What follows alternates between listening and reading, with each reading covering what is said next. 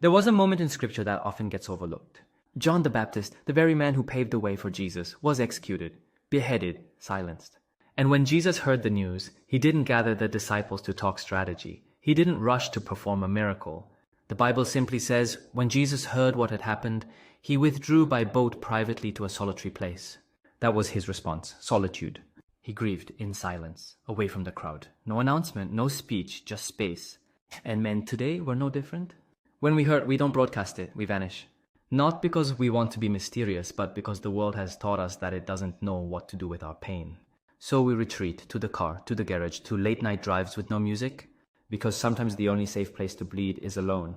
But Jesus shows us something sacred. Solitude isn't weakness, it's wisdom. Scripture says, but Jesus often withdrew to lonely places and prayed. Not once, not when things got really bad, often. There's something powerful about a man who knows when to pull away, not to escape, but to realign. To feel, to be still. And here's the truth you might need today. You don't have to heal in front of everyone. God meets men in caves, on mountains, in the belly of whales, in jail cells, in the middle of the night, in bedrooms where no one knocks. He's not intimidated by your silence. He draws near to it. You don't have to perform your healing. You just have to show up, honest, raw, and willing.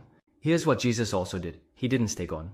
He came back. After the wilderness, he returned with clarity, with power, with purpose.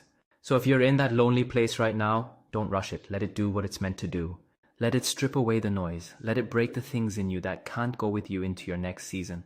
Don't be ashamed of the cave you're in, the silence, the stillness. God does some of his deepest work in the quiet. And when he says move, don't hesitate. Rise and walk again. Not as the same man, but as the man who met God in the silence and came back different. God bless.